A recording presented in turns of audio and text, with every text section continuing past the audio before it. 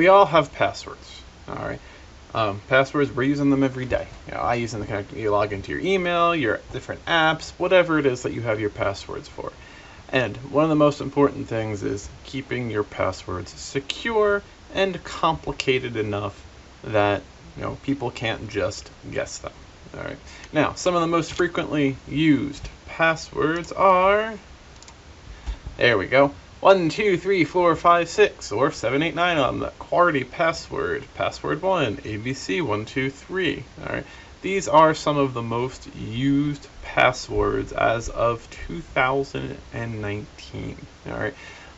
And it's kind of sad. If we look at this, there's not that many different numbers or not that many different letters being used. Every number is used, and if we look at all of them, all right. But overall, they are very simple passwords, and that's a great thing for certain purposes, but it's actually horrible when it comes to security. All right. We need to make sure that our passwords that we have created are nice and secure. So as I said, people can't hack into our accounts as easily. All right. Now, insecure passwords, is there a place for them? Yes. All right.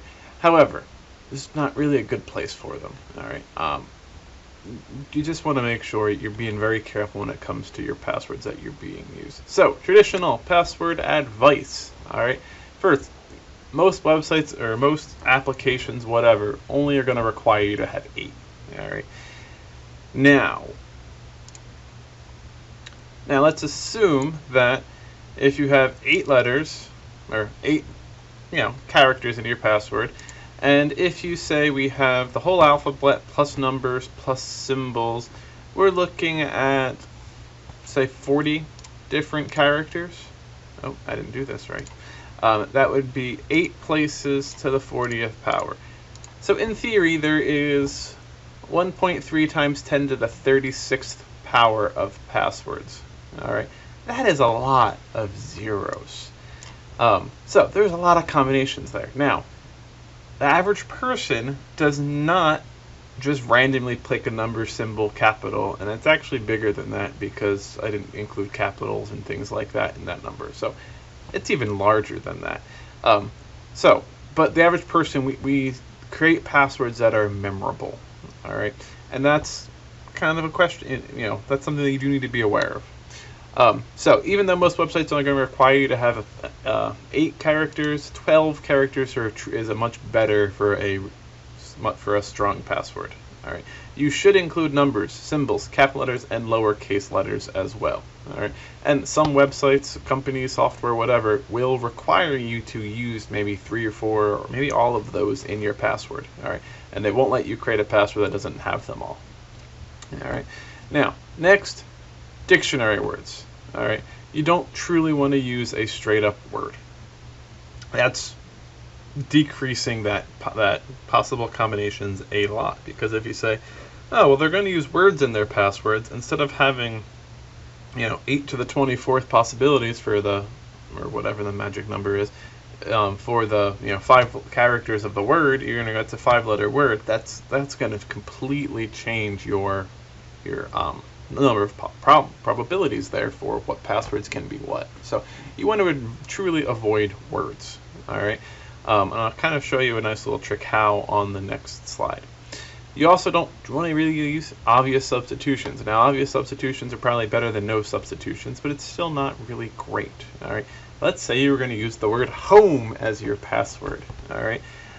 Using 0 instead of O and 3 instead of E are pretty obvious substitutions. All right, so you really want to try to go with something a bit more complex. Really, just pick something random. All right.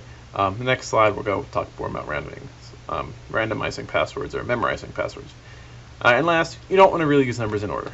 All right, you don't want to just be like 1, 2, 3, 4, 5. Like as you saw from the most used passwords back on slide 2. Slide 2. There we go. Basically, all of them had passwords that were numbers that were right in a row. So we really do want to avoid using numbers in order. All right. Now, when it comes to memorizing passwords, this is a love-hate game as far as I'm concerned. All right, you need strong passwords to make strong passwords. They need to be hard to memorize. However, to be able to use the password, you need to be able to memorize it. All right. So there's definitely a give and take line in the give and take here, and there's a kind of a line in that sand for where something is complicated enough but not overly complicated. All right. So the more random, the better, but the more random it is, the harder it's going to be to remember. All right.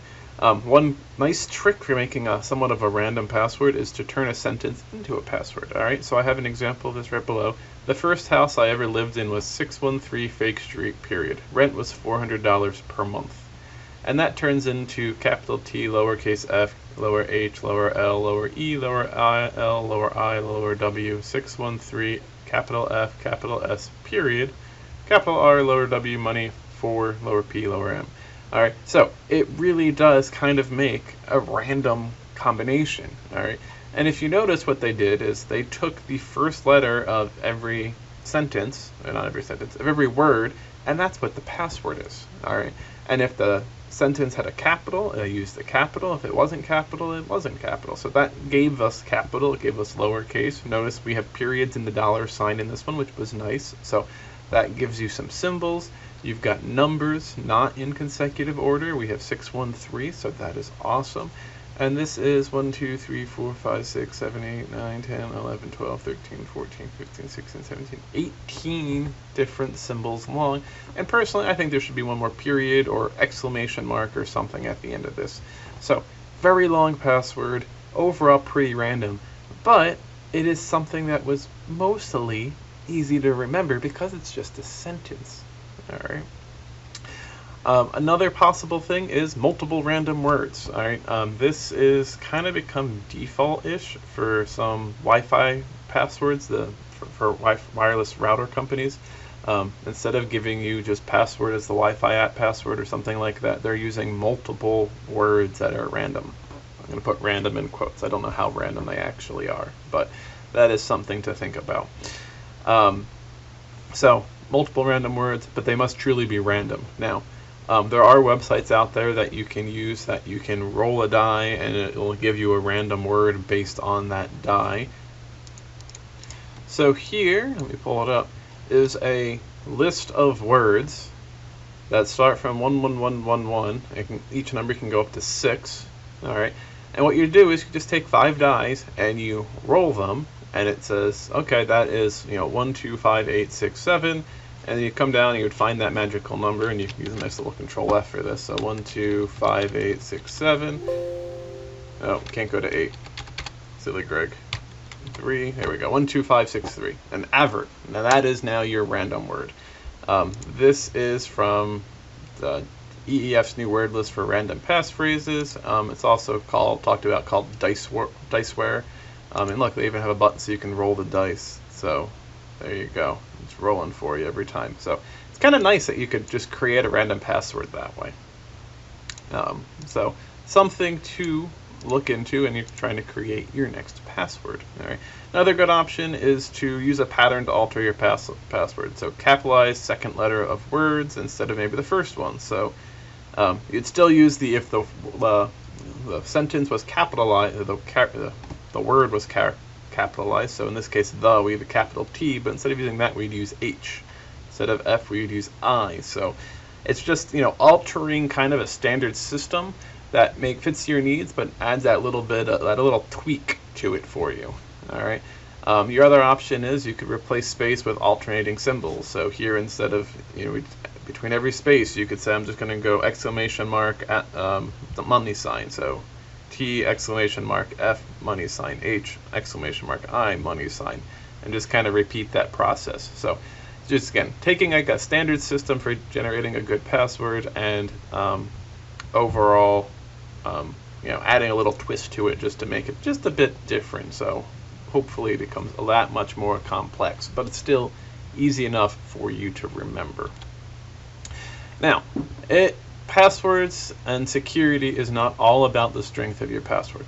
The higher the strength of your password, the better off you are going to be, but it is not all about security. All right, data breaches is also a big problem. All right, Um, so you got to make sure that you've got good passwords. But you also want to make sure you're not using those good passwords everywhere, because companies are going to have data breaches. It is a thing of life. All right, it's not something that we can stop. All right, as long as the companies are out there, they're going to have their databases of usernames and passwords. They have to have it somewhere, otherwise you can't log in. And people are going to try to break into that, is what it comes down to. Now, these people could be doing it for the better of the whole company, organization, world, whatever you want to call it, where because they're trying to force that company to use better security, or that they could be trying to break in to get a specific person's password or sell information or whatever the case is. All right. But data breaches are going to happen. So if you use the same password across all of your different devices and all your different accounts, then once one data company gets breached, you now need to go change everything. All right, and people or hackers are smart enough to go, well, they used the username Fudgy Wudgy Man on this website. I wonder if they use it on that website with the same password. And it's very easy for them to type that in and try it. So once they got into one account, they now got into multiple accounts. So it's just, you need to be careful with your passwords. It's always what it comes down to. Now, Google does have a password checkup system now. I think this one was built into Chrome. And it was, as you can see, we analyzed your saved passwords and found the following issues. So I have some compromised passwords, I have a lot of reused passwords, and I have some accounts using a weak password. Now, what Google qualifies as weak versus what other companies qualify as weak, that's the name of the game. The weak passwords, they're not going to be greater than 12 characters. They're probably less than 8, because it used to be if you had 5 characters, your password was fine. And, well, I have some passwords for, like, my Pandora account that I just really don't care about if someone breaks into, so I've never changed that password. But something that you need to think about. So, but yeah, so Google has that password checkup feature built into Chrome. I'm sure there's other companies that are doing the same thing, that are there trying to help make sure that you stay secure. All right. And last, dealing with passwords. How are you going to remember them all? If you truly take my advice or the advice of the world, and you have a different account, a different password for every account, and it's some random string of numbers that you got from passwordgenerator.net, then it's going to be very hard for you to actually remember them. So here we have passwordgenerator.net, and here you can see it says what length, symbols do you want to use, numbers, lowercase, uppercase, similar characters. So exclude them, exclude ambiguous characters, so those symbols do not send across the internet, so they want to generate it on my actual device. Select the password automatically. Alright, so if I hit generate, it's going to just spit out this wonderful string of characters, and here they're trying to give you a way to help you remember it. 66 coffee dash queen park Skype 95 greater than drip USA squiggly bracket 3 less than equals. And you can just keep, hitting that random button, and they're just going to try to give you, a 16-character random phrase. But again, if you did that for every one of your accounts, that would be great, because again, that is such a random, weird thing that, it's going to be very hard for someone to guess. They're not going to social engineer this password out of you. What I mean by social engineering is using your social media or whatever presence you have on the internet, or from them meeting you in person, to try to hack into your stuff. Many people, like, again, because we want to use things we remember, we use like animal names or parents' maiden names or things like that, either in our password itself or as a password recovery option. So, if you, one of the recovery options is like, what was your first animal's name? And you're like, oh, that was Fluffy. Well, all of a sudden now you've got, they can go into your account and they can go, oh, I forgot my password. Let me reset it. And they type in the username and they go, oh, animal, pet's first name. They would go Fluffy, and they're like, oh, here, go ahead and reset your password now. So it's not actually even just passwords that have to be secure. It is the recovery systems as well that need to be secure. So this is a very fine line, especially now with everybody being on social media. A lot of that recovery information may be posted on the internet in some way, whatever. So something that you need to be very, very careful about. All right.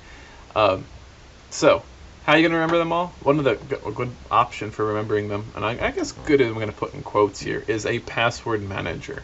All right. So, like Google has a password manager built right into it where it saves all my passwords for me. However, it does not have a default or an administrator password per se. That once I open Chrome, I have to type in the password once, and before it will let me use that password.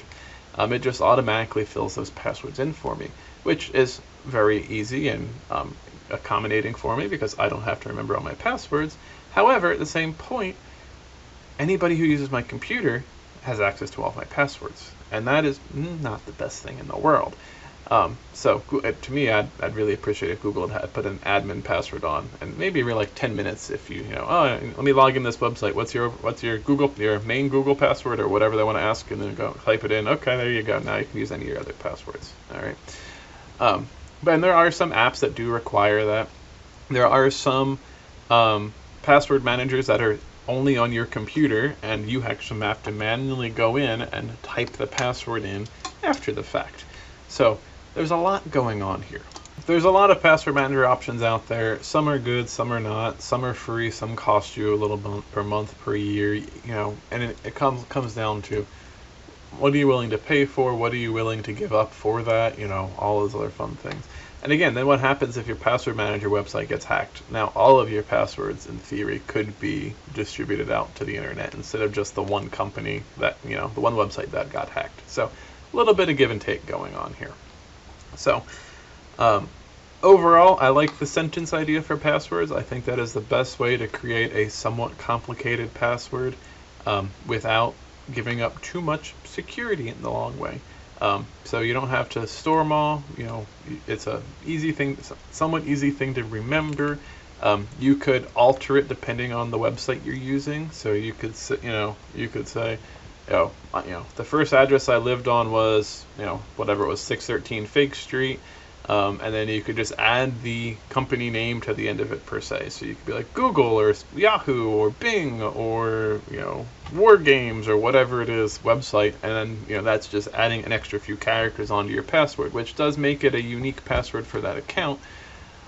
And I don't know if that's how secure that truly is, because if you're just adding the name of the company you're using to the end of your password, but it does make it a unique password for each account. So it's definitely a little bit more secure. I'm not going to say it's going to give you all that much more security, especially once someone figures out, if they're trying to hack your stuff, that, oh, the S stands for server, or the G stands for Google, or the P stands for private.com, or whatever it is. All right. So passwords are a part of life. All right. We've gotten to the point with some where you have Windows Hello and whatnot, and facial recognition and fingerprint scanners and things like that on some of our devices, which in theory is, I don't know if it's actually more secure or less secure. It's definitely a little bit of a give and take. So in theory, a biometric scan for security plus an actual password would be the most secure option, but we're not there yet. But anyway, passwords are kind of this thing that we have to deal with. They're not that easiest thing to remember per se, or you've made all your passwords the same thing, which is not the best thing in the world. So a little bit of a give and take going on here, but be careful when it comes to your passwords is all I'm really trying to say.